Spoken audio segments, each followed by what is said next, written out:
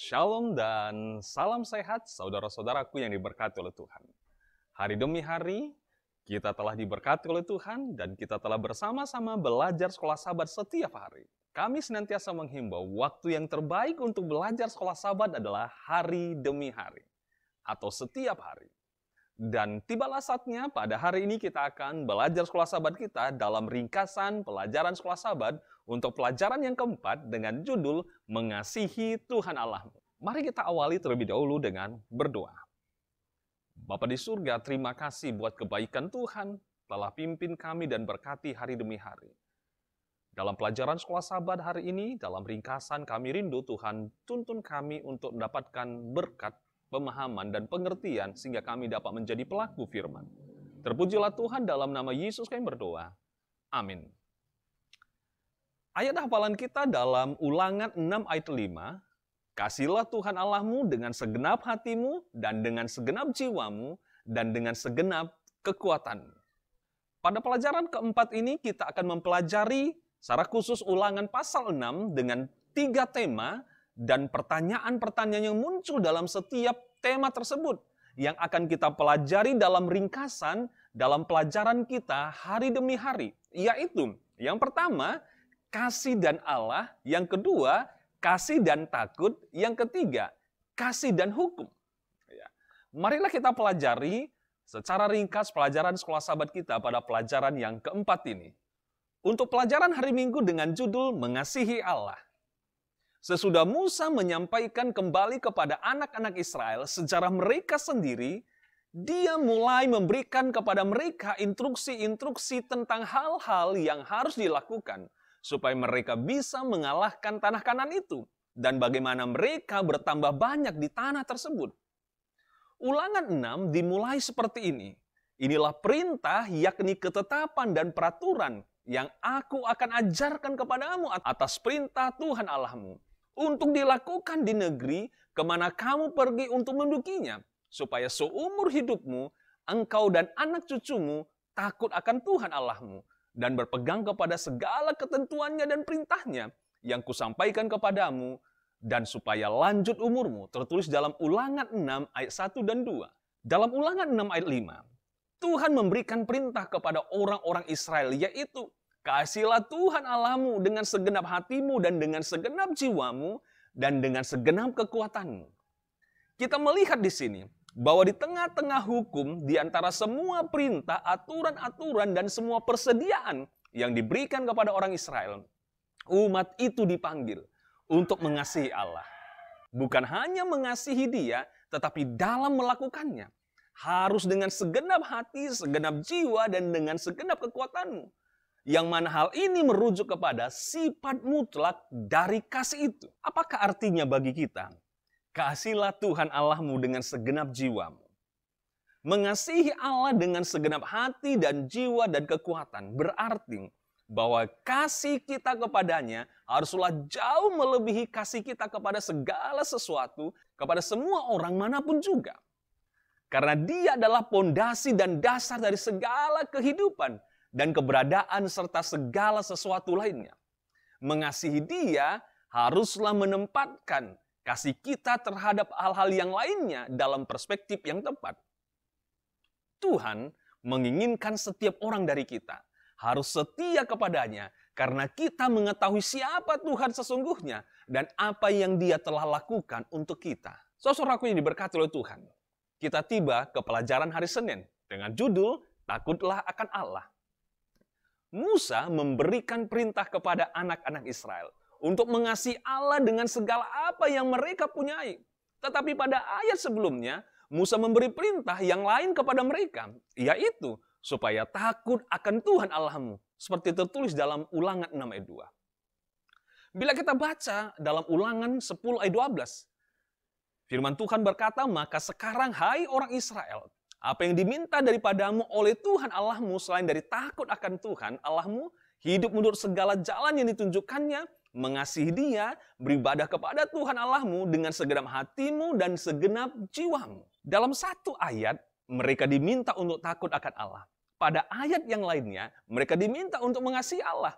Tetapi dalam ayat ini, Ulangan 10 ayat 12, Mereka diminta untuk melakukan kedua-duanya, takut dan mengasihi pada saat yang sama. Jika demikian, apakah arti takut akan Allah bagi kita?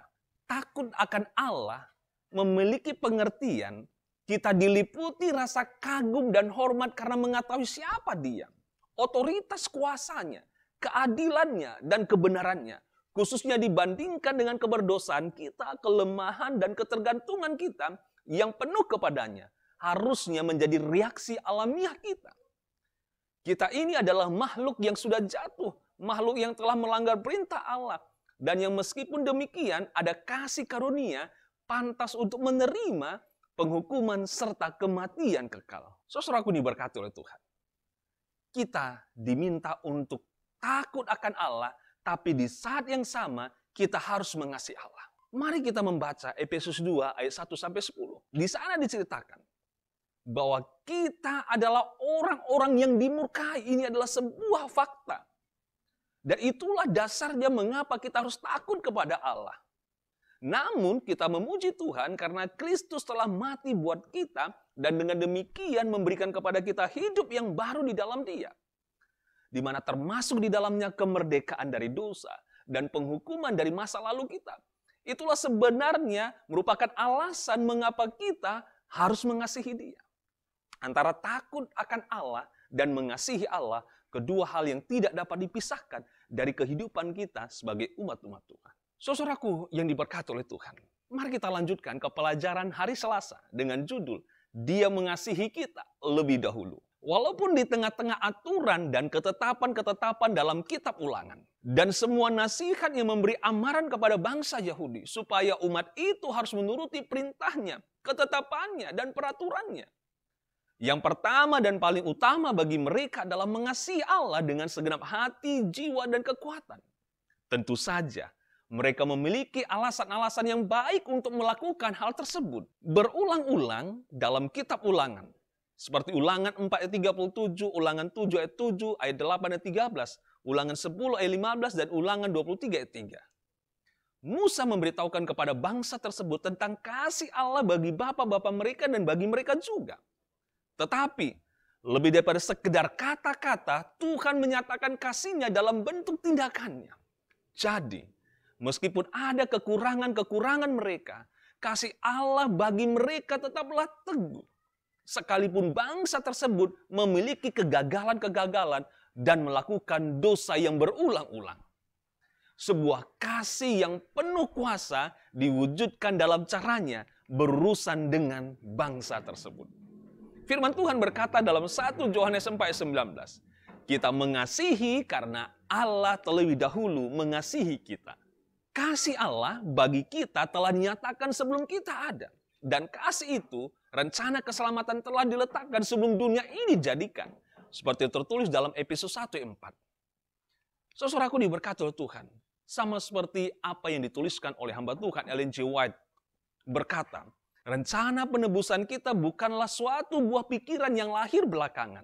Suatu rencana yang sudah dirumuskan sesudah Adam berdosa. Rencana tersebut adalah wahyu yang sesuai dengan pernyataan rahasia yang didiamkan berabad-abad lamanya. Roma 16 ayat 25. Itu uraian asas-asas yang telah menjadi dasar singgasana Allah sejak zaman abadi. Tertulis dalam Alfa dan Omega jilid 5 halaman 16. Oh, betapa beruntungnya kita karena mengetahui siapa Allah itu. Dia benar-benar Allah yang penuh kasih. Sebuah kasih yang besar membuat Dia kesalib untuk kita. Kasih pengorbanan diri di mana Ia merendahkan dirinya dan taat sampai mati, bahkan sampai mati di kayu salib. Seperti tertulis dalam Filipi 2:8. Itulah sebabnya saat ini kita memiliki sebuah pernyataan kasih Allah bagi kita yang memungkinkan saja anak-anak Israel bahkan sebelum mereka gak pernah bayangkan.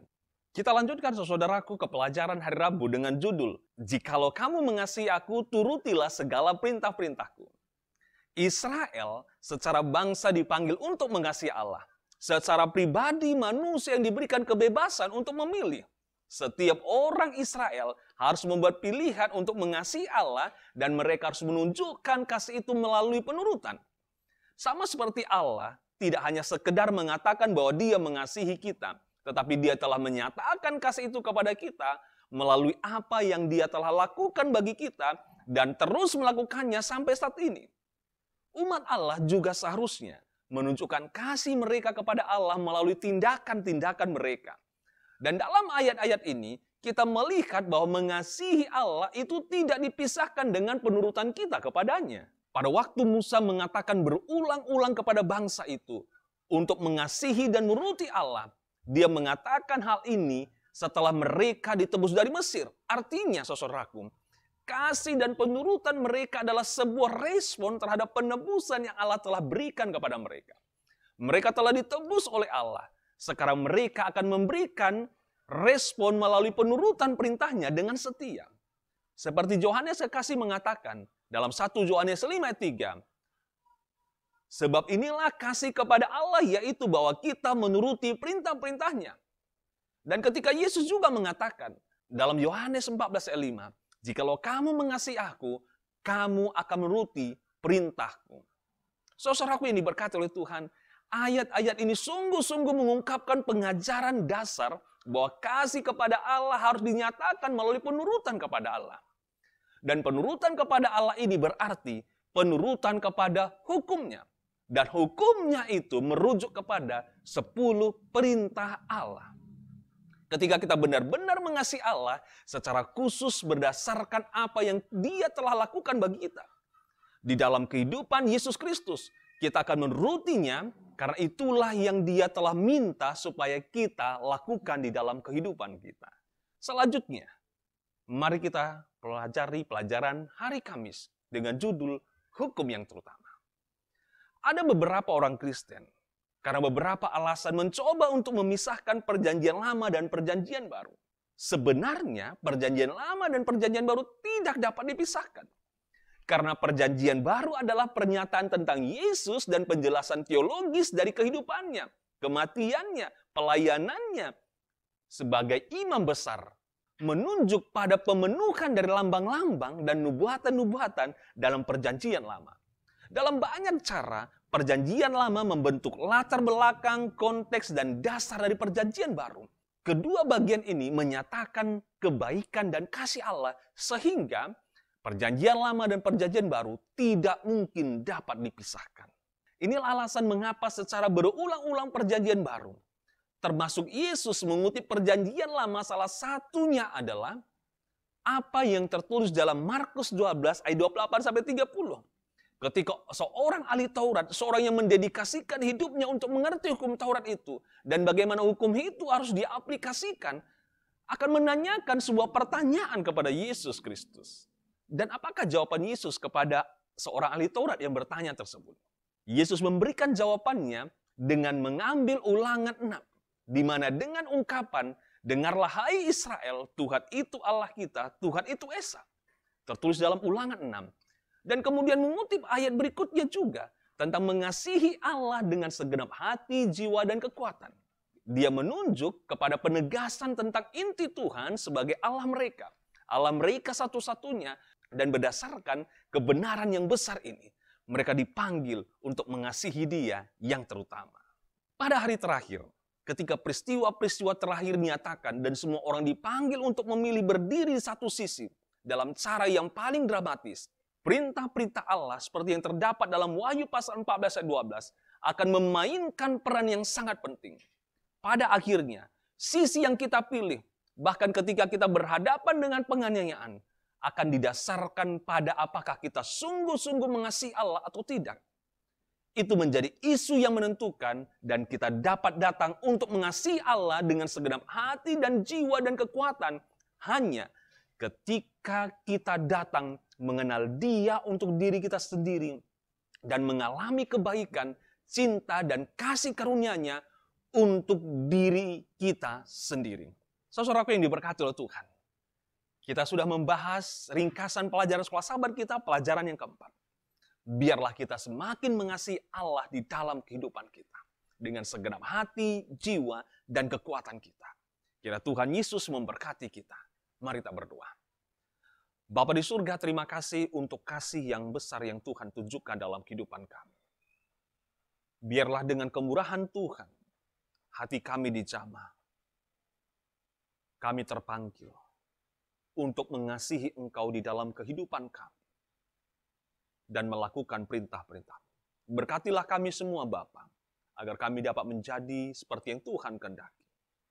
Terpujilah Tuhan, dalam nama Yesus kami berdoa dan mengucap syukur. Amin.